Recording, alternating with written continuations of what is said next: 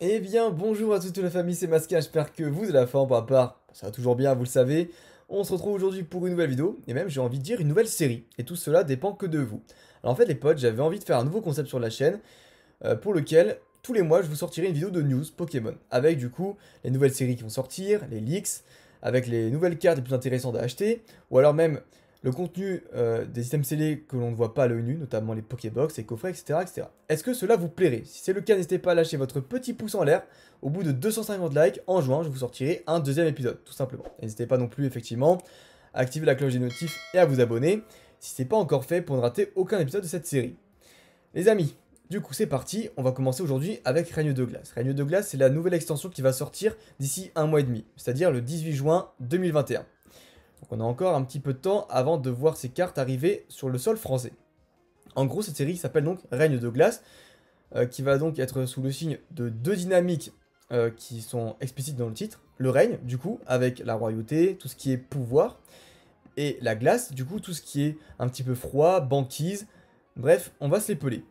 En termes du blason de la série, on a donc ici ce fameux logo là, avec du coup euh, vraiment une très belle représentation de la royauté, avec la couronne ici, trois branches de la couronne, et les deux stalagmites qui représentent le froid.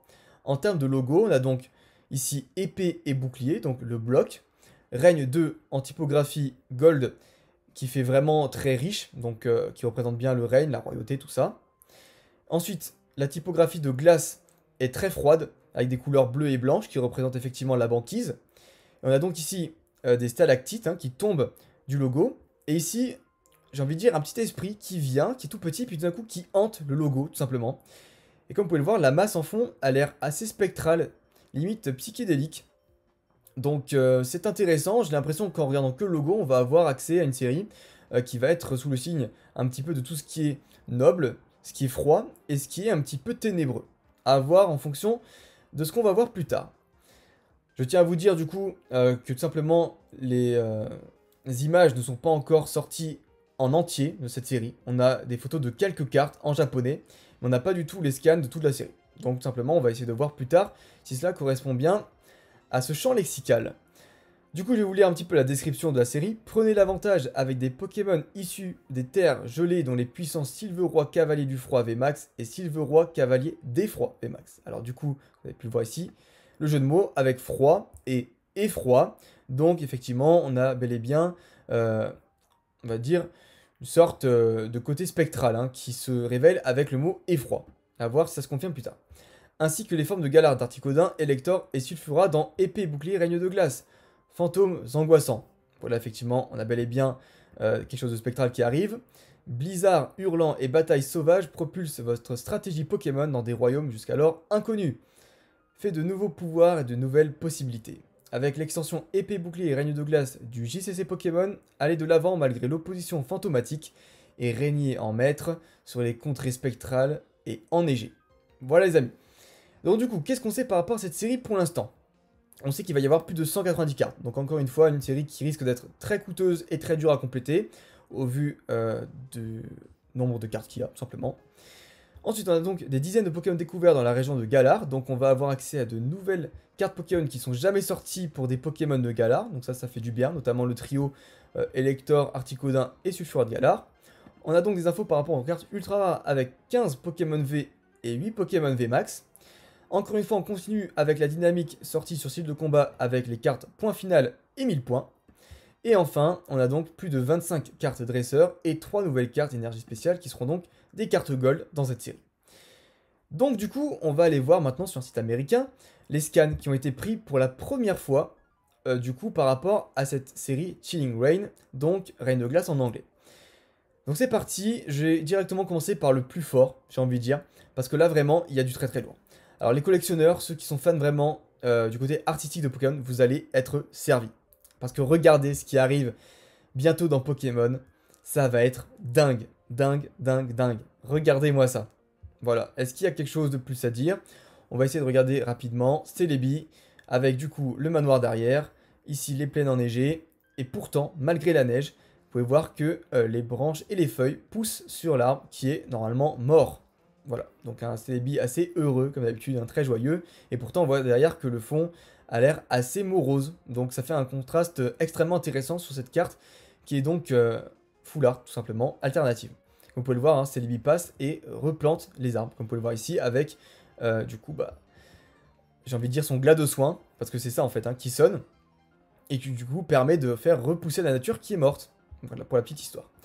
Ensuite, Brazigali VMAX, avec du coup les évolutions de les Argus, hein, qui sont en train de tirer au pistolet à eau sur Brazigali, qui risque de les enflammer, qui risque de brûler la tour. Je suppose que c'est ça l'histoire. Donc assez intéressant, pendant que Mangriffe, pardon, tape un petit somme. Voilà, lui il s'en bat la race totalement. Donc ici avec le G Dynamax, et ici le Crépuscule. Une carte assez marrante je trouve, et assez technologique. Donc ça contraste bien avec les cartes un petit peu trop naturelles. Comme notamment ici, avec, il faut que je l'intériorise ce nom, Sylveroi Cavalier du Froid. Sylveroi Cavalier du Froid. Donc voilà, avec un petit Vivaldin pardon, deux Tedursa, des Obali qui jouent avec un Elionceau. Voilà, les détails sont magnifiques, avec du coup derrière la banquise et la petite montagne enneigée. Voilà, voilà. Donc très très marrante cette carte, je la trouve vraiment magnifique, très très choupi. Ensuite, eh bien encore une fois, Sylveroi Cavalier du Froid. Donc cette fois-ci qui surplombe tel le Père Noël les maisons enneigées. C'est assez marrant hein, quand même. Vraiment incroyable qu'il ait sorti cette série en juin. Parce que pour le coup, je m'attendais plus à voir ça vers octobre, décembre.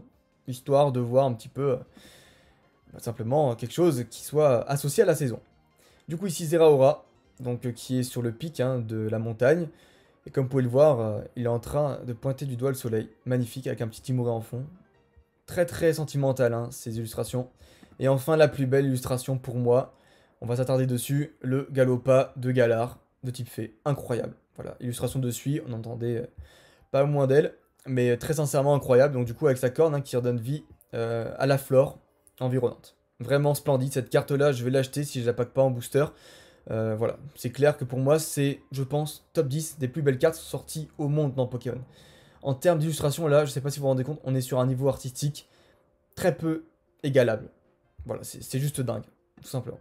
Après, il y a toujours de très très belles cartes. Donc là, du coup, Sylva Roi, c'est ça? Ouais, c'est ça. Je crois que j'ai dit le Sylvérois. Sylvérois, du coup, cavalier d'effroi, et pas du froid. Donc avec le cheval noir. Et ici, carte illustrée par Mitsuhiro Arita. Magnifique. Du coup, bah là, on est dans la nuit, hein, encore une fois, qui contraste avec cavalier du froid, qui du coup, lui, est dans le jour. Voilà, voilà, pour la petite info. Du coup, voilà, les Sulfura, Articodin et Électeur de Galar. Il y a aussi, du coup, un Dunaconda en alternative art. Il y a aussi, du coup, un Roigada de Galar. On a aussi un magnifique Leuphorie en petite femme de maison. Incroyable. Qui attend. Magnifique Leuphorie. Je dis femme de maison, pas parce que je suis sexiste, hein, parce que Leuphorie est un Pokémon qui est sorti qu'en sexe féminin. Je tiens à préciser, sait-on jamais. Et ici, du coup, Boreas, qui est donc le Pokémon de la fertilité, qui est en train de tout simplement faire repousser un petit peu tout, et qui est en train de faire tomber Flambino, Rocabo et Qulfish, qui était, d'ailleurs, on sait pas pourquoi, planté dans un arbre. Hein. Qulfish, qui est un Pokémon qui vit normalement dans l'eau. Voilà, voilà. Bref, passons maintenant aux supporters. Donc les traîneurs ici, hein. On a donc plusieurs traîneurs qui sont sortis dans différentes régions. On a ici Bastien du village Mokara, du coup de ON. On a ici le conseil 4 de Noir et Blanc. On a ici, bon, épée et bouclier. Ça, c'est la 3G, c'est ON aussi. C'est Vermilava. Ariane, je crois, si je dis pas de bêtises. Ici, on a donc aussi ON, hein, je crois. Non, pas ON, ça c'est la 2G, c'est or et argent.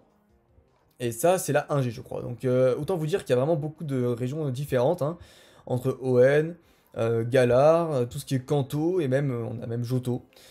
Et Unis aussi pour Noir et Blanc. Donc vraiment beaucoup beaucoup de mixtes hein, dans cette série. C'est bien qu'ils reprennent des dresseurs un petit peu différents. En termes de foulard Pokémon, parce que ça va vous intéresser un petit peu plus je pense. Donc là, encore une fois, on continue sur une dynamique de Pokémon qui reprennent un fond comme les foulards de Noir et Blanc et d'XY. Donc avec un fond simplement pas uni, hein, comme c'était le cas pour Soleil et Lune, qui avait un fond quand même assez terne parfois. Donc on a plusieurs couleurs. On a donc les Pokémon Celebi, Brazigali, Volcanion, Hydragla, Sylvérois, Zeraora, Galvagla, je crois, Galopa de Galar, Sylveron encore, et puis après les oiseaux légendaires, Dunaconda, Roigada de Galar, Léopardus, Métalos, Leuphorie et Boreas, tout simplement. Maintenant, en termes de gold, alors il y en aura 3 en termes de Pokémon. On a donc Electrode, Archéodong et Ronflex. Je pense que la plus appréciée sera Ronflex, évidemment, parce que c'est un Pokémon beaucoup plus emblématique, et que les Pokémon en soi qui ont été choisis ne sont pas sexy. Mais en termes d'illustration, je pense que Archéodong est la plus belle.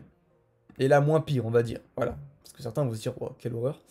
Mais voilà, je trouve qu'Archéodong est sympa. Pour l'effet 3D et l'effet du coup un petit peu de lumière qui sort de sa cloche, parce qu'on sait qu'Archéodong est du coup le Pokémon qui fait tomber la pluie, hein, dans la légende de Sinnoh. Ensuite, du coup les Rainbow, pas grand chose à dire à ce niveau-là, on a donc un Dunaconda Dynamaxé, et on a effectivement du coup bah voilà un petit Braségali qui est assez offensif, très sympathique je trouve. À part ça, bah voilà, hein, ça reste des cartes Rainbow normales, je n'accroche pas vraiment à ce style de carte, mais voilà. Pour ceux qui veulent voir, au moins vous aurez déjà un premier aperçu. Du coup, la même chose avec les traîneurs qu'on a vu ci-dessus, sauf que du coup, bah, elles sont décolorées. Hein. Les cartes Rainbow, c'est comme ça. Donc voilà, encore une fois, avec la dynamique des 1000 points. Et point final, ici. Voilà, tout simplement. Enfin, les Gold Trainers. Alors du coup, les 3 énergies comme annoncé dans le descriptif de Pokémon, hein, le site officiel. Donc l'énergie eau, l'énergie psy et l'énergie combat. En gold, tout simplement. Et ensuite, encore une fois, les objets dresseurs avec, encore une fois, la dynamique 1000 points et la dynamique point final. Voilà, avec le logo rouge et bleu. Ensuite, du coup, pour ceux qui jouent et qui ne collectionnent pas, il y a plusieurs cartes qui peuvent être utiles à voir du coup en fonction quand on recevra les cartes françaises pour voir vraiment ce que ça fait. Mais vous avez donc Blizzardois, Articodin, Gardevoir, Cresselia, Smogogo, Sulfura, Spiritomb, Léopardus et Rongrigou qui serait intéressant normalement à prendre et à jouer. Ensuite, il y a aussi de très très jolies cartes en termes d'holographie, notamment ici avec ce magnifique Pyrobut qui tire un ballon enflammé vers les filets. Et du coup, après, on a encore d'autres cartes très très sympathiques, notamment ici ce Branette, hein, encore une fois, avec, comme on l'a dit, l'esprit très fantôme, spectral, etc. hein, de cette série. Et ici, un petit peu plus sympathique, avec ce cube canaille, pardon, qui est au milieu des macarons à la fleur d'oranger. Voilà. Bref, les amis, pour moi, les plus belles cartes ne sont pas là. Et oui, parce que après les alternatives full art, on a des cartes magnifiques qui sont sorties. Et je vais vous les montrer. Elles sont justement là, et ce ne sont que des peu communes, si je ne me trompe pas. Et ce sont donc du coup des stades. Regardez-moi ça, ça fait vraiment penser au stade qui était sorti pendant le Bokex et pour Néo. Vraiment magnifique stade, je trouve. Imaginez, vous avez ce genre de lieu qui existe sur la planète Terre. Ça donnerait quand même envie de piquer une petite sieste sous ce magnifique arbre qui ressemble à une tagada. Eh oui.